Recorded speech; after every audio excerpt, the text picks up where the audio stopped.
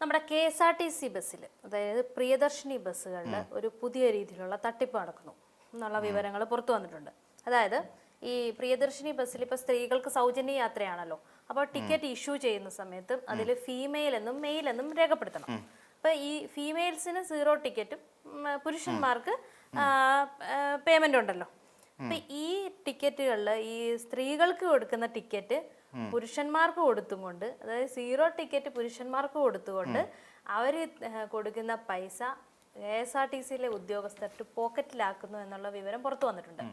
അന്വേഷണത്തിന് ഉത്തരവിട്ടിട്ടുണ്ട്, അന്വേഷണം ആരംഭിച്ചിട്ടുണ്ട്. നല്ല കാര്യം. പിന്നെ അതായത് നമ്മുടെ KSRTC എന്ന് പറയുന്ന ഒന്ന് പണ്ടേ ഒരു വെള്ളാനയാണ്.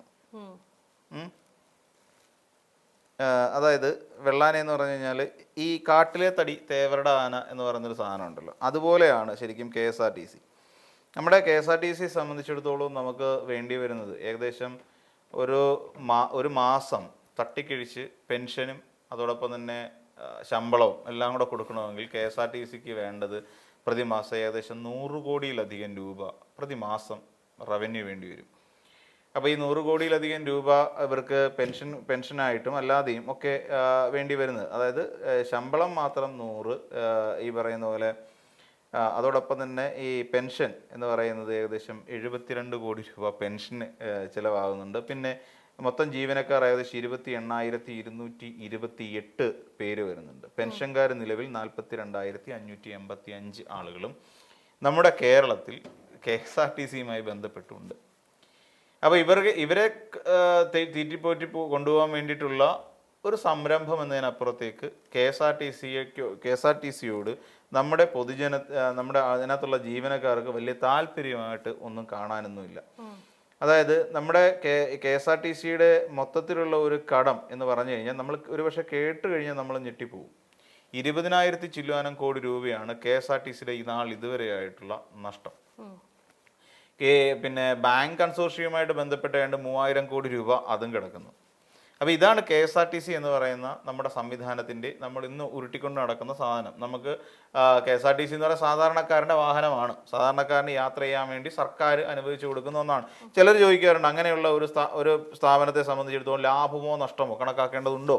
കാര്യം അത് സർക്കാർ പൊതുജനത്തിന് വേണ്ടി തുറന്നു കൊടുക്കുന്ന ഒരു സേവനമാണ്. സോ അത് അവിടെ നമ്മൾ തുറന്നു കൊടുക്കേണ്ട അല്ലെങ്കിൽ അതിൻ്റെ ലാഭനഷ്ട കണക്കുകളെ കുറിച്ച് ചിന്തിക്കേണ്ട ആവശ്യമുണ്ടോ എന്ന് സ്വാഭാവികമായും ആർക്ക് വേണമെങ്കിലും ചിന്തിക്കാം, അല്ലെങ്കിൽ അങ്ങനെ ഒരു ചോദ്യം ഉയരാം. പക്ഷേ ഇതിൻ്റെ ലാഭം വേണ്ടേ? ഇന്നത്തെ ഡീസൽ നിരക്ക് അപ്പം നമ്മൾ പറഞ്ഞത് ഏകദേശം 172 കോടിയിലധികം രൂപ പ്രതിമാസം ശമ്പളം, പെൻഷൻ എന്നിവയ്ക്ക് മാത്രമായി KSRTCക്ക് ചെലവായിക്കൊണ്ടിരിക്കുന്നു. നിലവിൽ ഇപ്പോഴത്തെ കണക്കുകൾ പ്രകാരം പ്രിയദർശിനി എന്ന് പറയുന്ന ഒരു സൗകര്യം തുറന്നു കൊടുത്തു.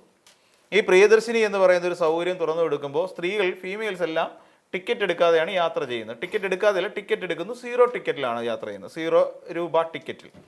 ഈ 0 റുപ്പീസ് ടിക്കറ്റിൽ യാത്ര ചെയ്യുന്ന ഈ പറയുന്ന സ്ത്രീകൾ, ഇവർക്ക് കുഴപ്പമില്ല, അവർക്ക് സാമ്പത്തികമായിട്ട് ലാഭം എന്ന് വെച്ചാൽ സാമ്പത്തികമായിട്ട് എത്ര വെൽ സെറ്റിൽഡ് ആണെന്ന് പറഞ്ഞു കഴിഞ്ഞാലും ഇവർക്ക് ഈ ടിക്കറ്റേ കൊടുക്കൂ, അവർ 0 എടുത്തിട്ട് പോകണം. അപ്പോൾ ഇങ്ങനെ വരുമ്പോൾ പ്രതിമാസം 75 കോടി രൂപയുടെ നഷ്ടം ഉണ്ടാകുന്നുണ്ട് എന്നുള്ളതാണ്. 12 മാസത്തെ കണക്കുകൾ നോക്കുമ്പോൾ പ്രതിവർഷം ഏതാണ്ട് 900 കോടി രൂപയുടെ നഷ്ടം KSRTCക്ക് ഉണ്ടാകുന്നുണ്ട്. ഈ നഷ്ടം ആര് നികത്തണം? സംസ്ഥാന സർക്കാരാണ് നികത്തേണ്ടത്. സംസ്ഥാന സർക്കാർ ഈ നഷ്ടം നികത്തിയാൽ മാത്രമേ KSRTC ഓടിപ്പോവുള്ളൂ. ഇനി KSRTC നമ്മൾ പറഞ്ഞ ഏകദേശം 172 കോടി എന്ന് പറയുന്നത് ശമ്പളവും പെൻഷനും മാത്രമാണ്. സ്പെയർ പാർട്സ് വരും, ടയർ വരും, ഡീസൽ ചാർജ് വരും, വഴി കിടക്കുന്ന വണ്ടി പൊട്ടിയെടുക്കുകയാണെന്നുണ്ടെങ്കിൽ അതിൻ്റെ അത്യാവശ്യ സാധനങ്ങൾ, മെയിൻ്റനൻസിൻ്റെ സാധനങ്ങൾ വേണ്ടി വരും. ബാറ്ററി വണ്ടി ഓടുകയാണെങ്കിൽ ബാറ്ററി വേണ്ടി വരും. ഇത് തട്ടും മുട്ടും ഉണ്ടാകുന്നതിന് അതിൻ്റെ കോസ്റ്റ് വേറെ വരും. ഇപ്പം ഇതെല്ലാം അഡീഷണൽ കോസ്റ്റ് വന്നുകൊണ്ടിരിക്കുക. ഈ അഡീഷണൽ കോസ്റ്റും കൂടി വരുന്നതുകൊണ്ടാണ് KSRTC പോലുള്ള ഒരു സാധനത്തിന് ഇത്രയും പൈസ ചിലവാകുന്നത്.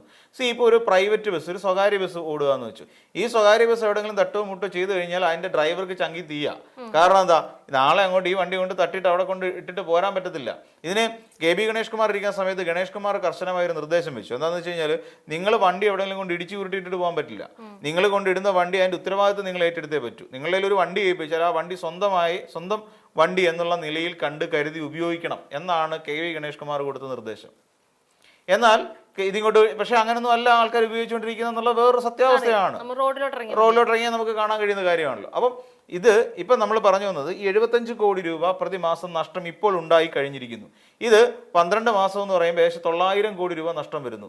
സംസ്ഥാന സർക്കാർ ആകെ ഈ നഷ്ടം തീർക്കാൻ വേണ്ടി നീക്കി വെച്ചിരിക്കുന്നത് വെറും 600 കോടി രൂപയാണ്.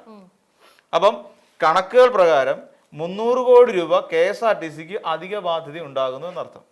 അതിനിടയിലാണ് ഉദ്യോഗസ്ഥ തലത്തിൽ നിന്നുകൊണ്ട് ഡ്രൈവർ കണ്ടക്ടർമാരുടെ രീതിയിൽ നിന്നുകൊണ്ട് അവന്മാരെന്ത് ചെയ്യുന്നു, ടിക്കറ്റ് മറിച്ച് വിൽക്കുന്നു. ഇപ്പം നമ്മൾ തമാശയ്ക്ക് പറയുമായിരുന്നു, നമ്മൾ പർദ്ദയൊക്കെ ഇട്ടുകൊണ്ട് ബസ്സിനകത്ത് കയറി ഫീമെയിൽ ടിക്കറ്റ് എടുത്ത് പോവാം എന്ന് നമ്മൾ പലപ്പോഴും ഈ പ്രിയദർശിനി ബസ്സിന്റെ ഇത് വന്ന സമയത്ത് നമ്മൾ പറഞ്ഞിട്ടുണ്ട്. അപ്പം ഇപ്പൊ ചെയ്യുന്നത് എന്താ, ആണുങ്ങൾ കയറും, ടിക്കറ്റ് അടിച്ചു കൊടുക്കും, ടിക്കറ്റിന്റെ പൈസയും മേടിക്കും. ടിക്കറ്റിന്റെ പൈസ മേടിച്ചിട്ട് അവരിറങ്ങിപ്പോയി. അത് അയാളുടെ കിട്ടിയ ടിക്കറ്റ് നോക്കിയപ്പോൾ അയാൾക്ക് അടിച്ചിരിക്കുന്നത് 0 റുപ്പീസാണ്. അത് കണ്ടിട്ട് അയാൾ പരാതിപ്പെട്ടപ്പോഴാണ് ഈ കള്ളത്തരം പിടിയിലാവുന്നത്. ഒരു 20 രൂപ ടിക്കറ്റ് ആണെങ്കിൽ പിന്നെ ഒരു 10 പേര് കയറി ഇറങ്ങുമ്പോൾ എത്രയായി? 200 രൂപയായി. ഒരു ട്രിപ്പിൽ 200 രൂപയൊക്കെ കിട്ടുകയാണ്. അതായത് ഈ പറയുന്ന കണ്ടക്ടറുടെ കയ്യിൽ. ഇനി കുറച്ചുകൂടെ അങ്ങോട്ട് അഡ്ജസ്റ്റ്മെന്റ് ഒക്കെ കൊണ്ട് പോയി കഴിഞ്ഞാൽ എത്ര രൂപ ഒരു ട്രിപ്പിൽ ഉണ്ടാക്കാൻ പറ്റും? 27 ട്രിപ്പ് വരെ ഒരു ബസ് നടത്തുമെന്നാണ് പറയുന്നത്. അപ്പം അങ്ങനെ വരുമ്പോൾ ഈ എത്ര രൂപ ഈ കണ്ടക്ടറുടെ കയ്യിൽ ഇരിക്കുമെന്ന് ആലോചിച്ച് നോക്കൂ. ഒരു 10 പേർക്ക് അങ്ങനെ ടിക്കറ്റ് അടിച്ചാൽ മതി. വെറും 20 രൂപ ടിക്കറ്റ് വെച്ച് 10 പേർക്ക് അടിച്ചാൽ മതി. എത്ര രൂപ അയാളുടെ ഒരു ദിവസം ആ കണ്ടക്ടർക്ക് ഉണ്ടാക്കാൻ കഴിയും? അപ്പം ഇത് അതായത് ഇതിനെ വേറൊരു തലത്തിൽ കാണുന്നു എന്നുള്ളതാണ്. അതായത് ഇതിനെ നിയന്ത്രിക്കാൻ എന്ത് ചെയ്യും? ചക്രന്മാരെ ഇടാൻ പറ്റുമോ? ഇന്ന് ബസ്സുകളെടുത്ത് നോക്കിക്കോളൂ, ടിക്കറ്റ് ചെക്ക് ചെയ്യാൻ പോലും പറ്റാത്ത രീതിയിൽ തിരക്കാണ്. ഈ വൈകുന്നേരം രാവിലെയും ഇവർക്ക് വൈകുന്നേരം മതി ഓട്ടം. ഈ ഉദ്യോഗസ്ഥരെ ചിലപ്പോൾ മുൻകൂട്ടി കാണുന്നതായിരിക്കും. കാരണം എന്തായാലും KSRTC നഷ്ടത്തിൽ പോകുന്നുള്ള കാര്യത്തിൽ സംശയമില്ല. അപ്പൊ എന്തായാലും ഇവരുടെ ശമ്പളം മുടങ്ങും. പണ്ടത്തെ ഒരു അവസ്ഥയിലോട്ട് ഇവർ തിരിച്ചു പോകും. അപ്പൊ അവർക്ക് എന്തെങ്കിലും ചിക്കില് വേണ്ടേ? അല്ലേ? അതെ, ഞാൻ പറഞ്ഞില്ലേ, പെൻഷൻ മുടങ്ങിയതിന്റെ പേര് ആത്മഹത്യ വരെ നടന്ന നാടാണ് കേരളം. അതായത് ഉമ്മൻചാണ്ടിയുടെ ഭരണകാലത്ത് പെൻഷൻ മുടങ്ങി അവർക്ക് ആത്മഹത്യയിലേക്ക് പോയി. പിന്നീട് ഈ പറയുന്ന കഴിഞ്ഞ 2 സർക്കാരുകൾ, ഇടതുപക്ഷ സർക്കാരുകൾ ഇതിനെ തിരിച്ചു പിടിച്ചുകൊണ്ട് വരിക.